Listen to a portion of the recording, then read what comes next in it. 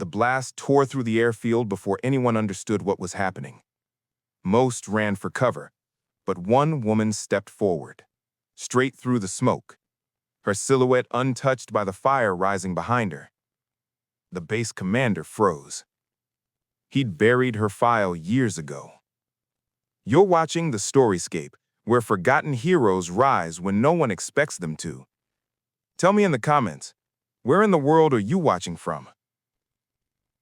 Rhea Calder had spent years walking the same cracked concrete of Shamal Airfield, loading rounds, calibrating target circuits, checking feed systems for pilots whose names echoed across the loudspeakers, while hers lived only on maintenance rosters.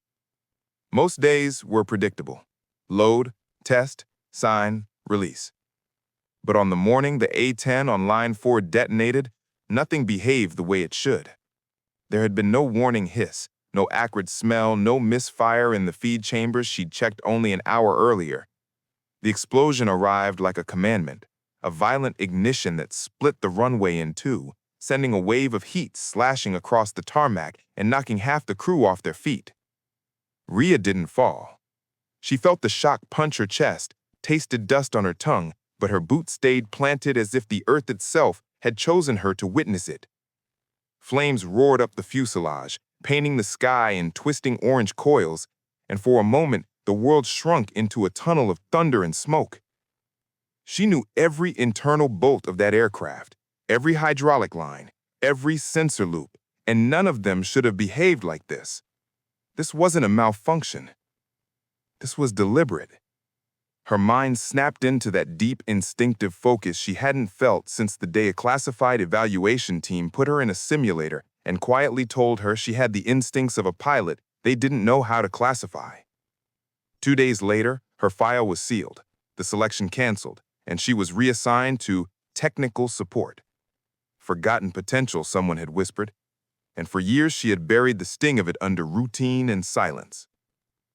Now the wind pushed smoke across her face as she stepped forward, ignoring the shouts of the crew scrambling for cover.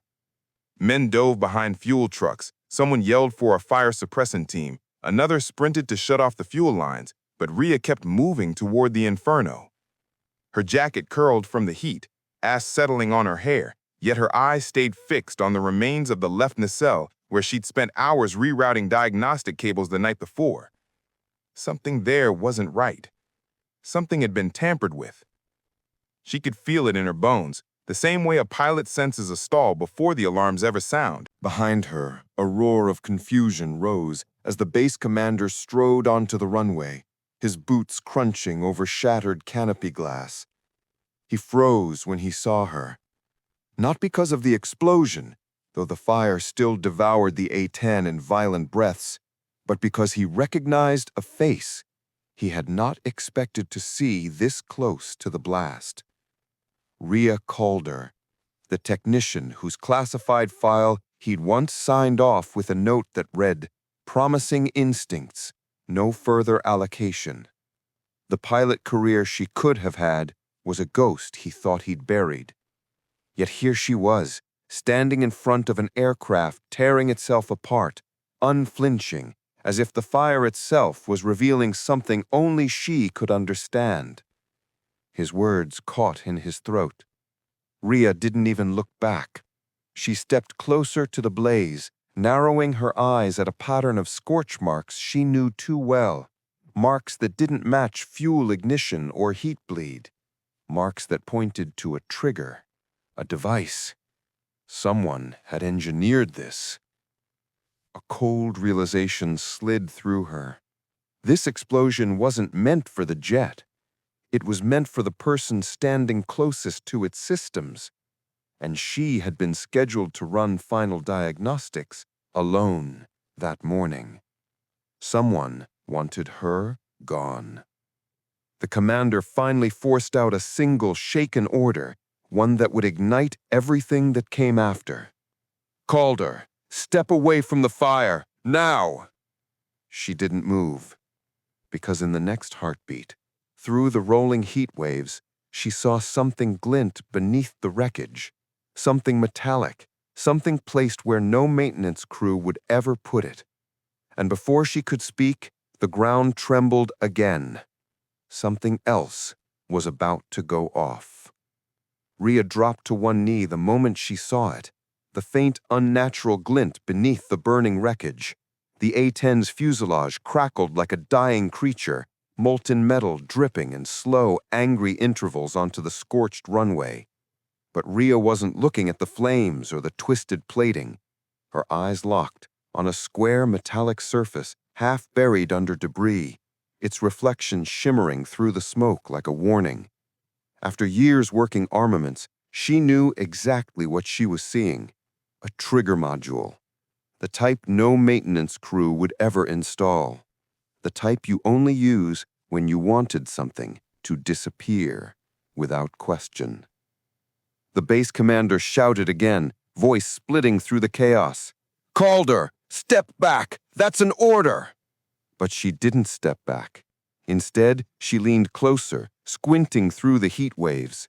Her skin prickled. The module wasn't just foreign, it was configured for a two-stage sequence. First blast to take out the aircraft, second blast to eliminate whoever came to inspect it. It was clever, ruthless, calculated. And someone knew Rhea worked this line alone. Shouts echoed across the airfield as fire crews scrambled, foam cannons hissed, alarms pulsed on every wall. But everything dulled into a low hum around her. Rhea's breath steadied, her mind slipping into the same razor-sharp state she had only ever felt once before. Years ago, when a classified evaluation team put her in a simulation and quietly told her she flew like someone born with an extra sense. The next week, her pilot candidacy vanished from the records. The program never spoke of her again. Forgotten potential. Now, staring into the burning remains of Line 4, she realized someone hadn't forgotten her at all. A gust of wind tore the smoke aside, revealing a serial marking on the panel beside the device, an alphanumeric code she recognized instantly. Her stomach tightened. That batch had been logged as destroyed during an investigation, and yet here it was, glowing beneath a burning A-10. Someone inside this base had buried the paperwork and repurposed the parts. Someone with access. Someone who counted on no one questioning a routine test on a quiet morning. This wasn't sabotage against the aircraft. It was meant for her. The commander reached her at last, grabbing her arm. She yanked free, eyes fixed on the device. "This wasn't an accident," she said, "and if we don't move now, the next one will be worse." The commander's face blanched. "What next one?" Before she could answer, a low vibration rippled across the concrete. Subtle, metallic, the kind of resonance she recognized from live fire drills. Not a blast, a priming signal. Rhea's gaze snapped toward the adjacent runway line. "Line 5. It's heating from the inside," someone screamed through a handheld radio. Rhea's pulse slammed against her ribs. Line 5 wasn't just close. It sat 30 meters from the fuel trucks and the main ordnance racks. If a second-stage charge was armed there, the entire airfield could go up. The commander turned toward the runway, eyes wide, but Rhea was already moving. "That's a chain setup," she said, already sprinting. "Whoever planted the first wanted the second to finish the job. Calder, stop!" "No," she threw back over her shoulder. "This is my field, and whoever did this thinks I won't see the pattern." Smoke curled over Line 5 as she approached, hot air bending the horizon, and then she saw it. A shadow moving behind the gear carts, too calm, too precise to be part of the panic. Someone was there. Someone waiting. Rhea wasn't just running toward the danger. She was running toward the person who said it. Rhea slowed only when she reached the darkened edge of Line 5, her boots cutting through a thin layer of grit blown loose from the earlier blast. The smoke from Line 4 drifted over her like a moving wall, shifting and folding in unpredictable waves, making it harder to see where the heat was truly coming from. But she didn't need the visibility. She could feel it. The sharp metallic thrum of something powering up beneath the decking, a frequency too precise to be environmental. This was no residual fire. The second device was alive. She moved between the stacked maintenance crates, one hand skimming each surface as if reading Braille. The boxes vibrated faintly, the way components did when a charge somewhere nearby synced into an active loop.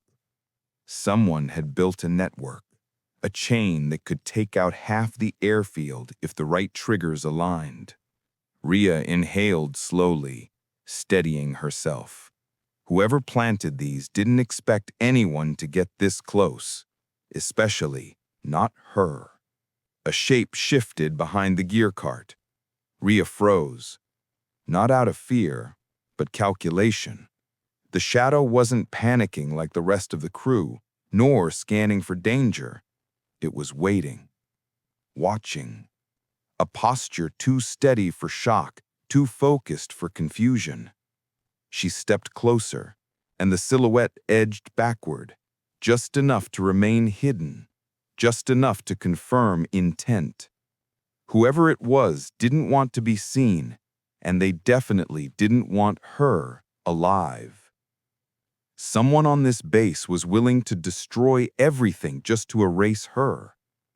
She stepped into the open, forcing the figure's retreat. The smoke parted for a moment, revealing a flash of a uniform sleeve. Dark fabric, not the neon fire crew suits. A maintenance tag glinted briefly in the ambient glow. Her chest tightened. It wasn't an outsider. This was someone from technical operations, someone with full access to the armaments deck. "Show yourself," Rhea called out, voice low, controlled. "You're not walking away from this." The figure didn't answer. Instead, they bolted. Rhea lunged after them, sprinting alongside the line of crates as the shadow darted between the rows. Every step hammered the broken concrete, every breath cutting through smoke as she closed the distance. The airfield shrieked with alarms behind them, but all she heard was the pounding rhythm of pursuit, the instinct that at once made evaluators whisper she was born to fly. She might not have been granted a cockpit, but the instincts never left her. The figure rounded a corner, heading straight toward the fuel tanks. Rhea's pulse spiked. If the second charge triggered near that storage cluster, the fireball would swallow half the base. She pushed harder, feet slipping slightly as she cut the angle, trying to get ahead. She caught the silhouette again, broad-shouldered, familiar in a way that made her stomach twist. She knew that gait. She'd seen it on the line 100 times. And then it hit her.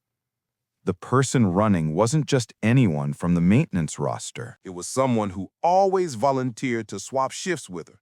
Someone who always made sure she was alone on line 4. Someone who never missed a morning diagnostic. Her breath caught.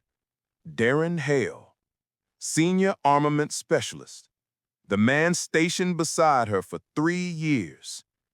He disappeared behind the last crate, and suddenly everything clicked. The missing serial batches, the sealed investigation files, the unexplained transfers. Darren had been there for all of it. Rhea reached the corner and stopped dead. Darren stood beside the fuel tanks, one hand hovering over a small metal box wired into the ground. His other hand held a detonator, not pressed, but ready. His eyes met hers, steady, unblinking. He wasn't panicked. He wasn't ashamed. He looked almost relieved. "You weren't supposed to be here today, but you never know when to stay out of things, do you?" Her jaw tightened. "You did this. You set those charges." He didn't deny it. "Some of us follow orders. Some of us don't know when to stop digging." His gaze hardened. "And you were always going to become a problem." The detonator clicked once. The soft, deadly sound of a man ready to finish what he started. If he pressed it, the entire airfield would ignite. Rhea took one slow step forward. Darren's thumb tightened, and in the next heartbeat, a sharp metallic whine rose from beneath the tanks, the unmistakable sound of a charge completing its cycle. The second device armed itself, and they both knew it. For a moment, neither Rhea nor Darren moved, the air between them tight as wire. The low metallic whine rising from beneath the fuel tanks deepened into a resonant hum, vibrating through the soles of her boots. It was the unmistakable signature of a second-stage device entering its final sequence. Heat rippled across the concrete, carrying with it the scent of burnt wiring and aviation fuel. Her mind raced through dozens of possible configurations, fuse types, fail-safes, but none of them mattered if Darren pressed the detonator before she reached the device. "Step back," Darren said, hand hovering over the small transmitter as if it were a ritual object he'd rehearsed 1,000 times. "We both know how this ends if you get any closer." Rhea exhaled slowly, willing her voice to stay level. "You don't have to do this." A faint, humorless smile tugged at the corner of his mouth. "I already did." Behind her, the base was transforming into organized chaos. Fire crews rushing toward Line 4, security teams spreading across the tarmac, officers shouting to seal the perimeter. But here on Line 5, the noise felt distant, muffled by the gravity of what stood between them. Darren wasn't acting under panic. He was poised, calm, resolute. That terrified her more than the device. A man doesn't plant 2 military-grade charges unless he expects the aftermath. "Why?" she asked, shaking her head. "Why this, Darren? Why me?" His expression hardened. "Because you were supposed to let it go." Her breath caught. He continued, voice tightening. "The investigation 3 years ago? The missing serial batches? The malfunction that killed 2 crew chiefs? You kept asking questions, and questions become dangerous when they get too close to the truth." "What truth?" Rhea demanded. "That the accident wasn't an accident." His jaw clenched. "And that someone needed a scapegoat." Rhea's stomach turned. She remembered that day, the blast that shook the base, the rushed explanations, the sealed report. She remembered standing beside Darren afterwards, thinking he was simply shaken like everyone else. She never imagined he had been part of erasing the truth, or that he had been waiting for her persistence to finally corner him. But what chilled her most wasn't the admission, it was the emptiness beneath it, as if eliminating her was just another maintenance task he had been assigned. The device's hum shifted, a higher pitch rising from beneath the tanks. Rhea stiffened. That wasn't a timer, it was a stabilizer coil. They were seconds from a runaway detonation. If that charge ignited inside the fuel cluster, the fireball would consume hundreds of meters in every direction. "Darren," she said, voice dropping to a razor's whisper, "if that goes, you're dead too." "Maybe, but at least the file stays closed." His thumb pressed lightly against the trigger plate, not fully, just enough to let her know he could end everything with a twitch. Her heart hammered. Every instinct in her body screamed to run, to dive, to pull back. But another instinct, the one drilled into her since the day she first assembled a GAU-8 feed system, told her to analyze, assess, and commit. She wasn't going to watch an entire airfield vanish just because one man wanted to stay buried. "You don't know what that second charge is wired into," she said, inching closer. "It's unstable. You didn't calibrate it for a fuel-rich environment. One surge in the airflow and—" The ground shuddered. Darren's eyes widened, not with fear, but with realization. "It's early." Rhea's breath hitched. The device wasn't waiting for his command. It was going off on its own. A high-frequency chirp, the final stage sliced through the air. "No! Darren shouted, slamming his hand down on the coil housing as if he could stop physics through force of will.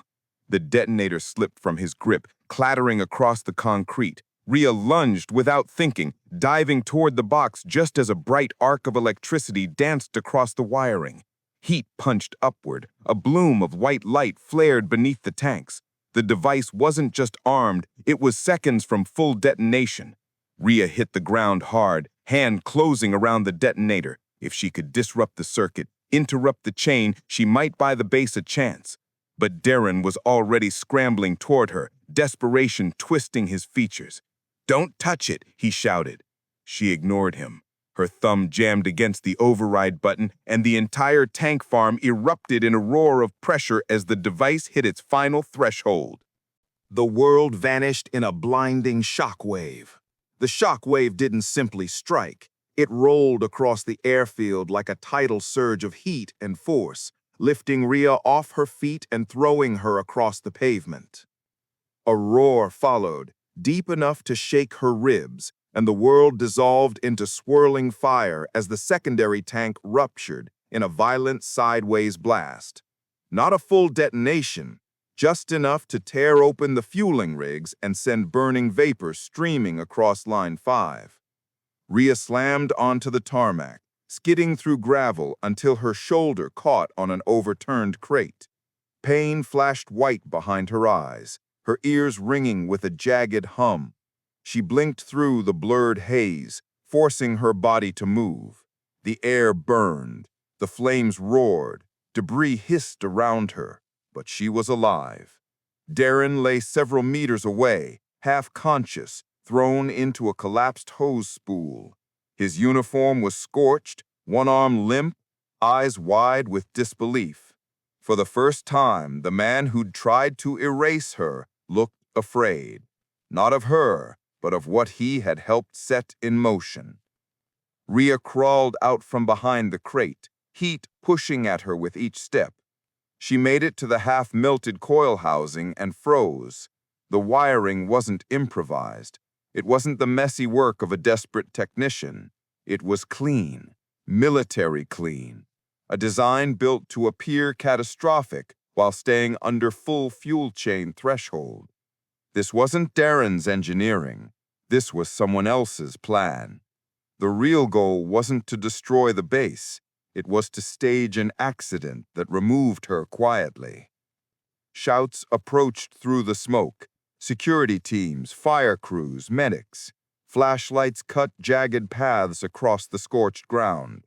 The base commander led them, face streaked with ash, eyes blazing with questions he hadn't yet dared to ask. When he reached her, he stared at the warped wiring, the half-triggered device, the collapsed fueling station. "Calder, what exactly am I looking at?" A controlled blast. Someone wanted this to look like a catastrophic chain reaction, but it was never meant to take the whole base, just the aircraft and the person near it.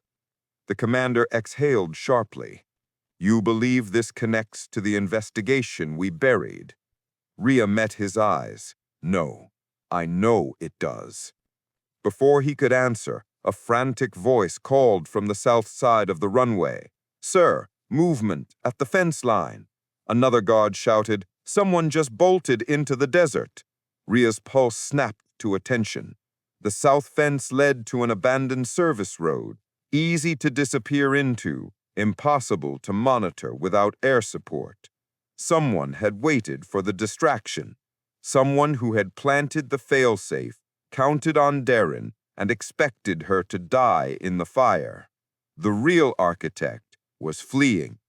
Rhea didn't hesitate. She took off at a sprint, ignoring the fire behind her, ignoring the commander shouting her name. Her boots hammered the ground, lungs burning as she cut through the fading smoke toward the fence. Every step tightened into certainty. Darren wasn't the mastermind. He was only the lever. And the person who had pulled it, the person who had tried to erase her, was out there in the dark, running. Rhea vaulted the barrier and chased the ghost who almost killed her. Rhea vaulted the fence and hit the sand running, the airfield lights shrinking behind her as she pushed into the dark stretch of desert. The noise of the blast faded, replaced by the thrum of her pulse and the rasp of her breath. Fresh boot prints carved a straight path ahead, cutting toward the old utility road. Clean, confident, planned. Whoever she was chasing wasn't fleeing in panic. They were retreating along an escape route. Her ribs protested with every step, but she didn't slow. The desert wind carried thin ribbons of smoke past her, and in the distance, a lone figure moved across the ridge, steady, trained, fast. Not Darren, someone else entirely.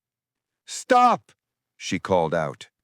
The figure didn't stop, but their stride faltered just long enough for the moonlight to catch on a uniform patch along the shoulder. Operations Division. Not a technician, not a rogue element. Someone with access and authority. She wasn't chasing an accomplice. She was chasing the architect.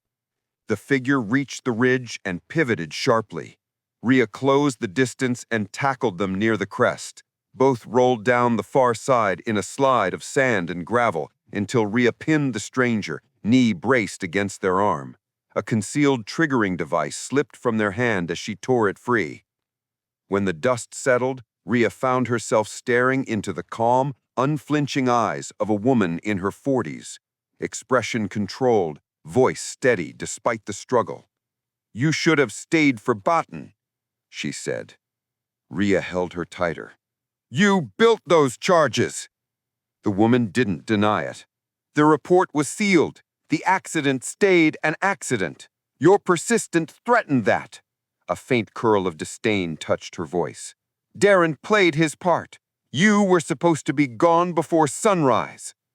Rhea's jaw set. The sealed investigation, the missing serial batches, the reassigned personnel, it hadn't been incompetence. It was orchestrated. And this officer had tied the threads. Footsteps pounded up the ridge. Flashlights swept across the sand as security teams arrived, weapons raised, the base commander at the front. His face changed when he saw who Rhea had pinned. Shock first, then understanding. He didn't ask for an explanation. The evidence was written across the scorched airfield behind them. Guards cuffed the woman, and medics moved toward Darren's distant silhouette. The commander stepped beside Rhea, studying the flames rising over Line 4. You should have died in that blast. Most would have. Rhea didn't answer. She didn't need to.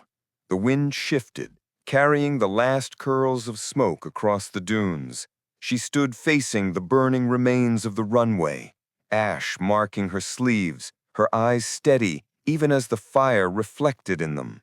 She wasn't the forgotten pilot they'd tried to erase. She was the one who walked out of the fire.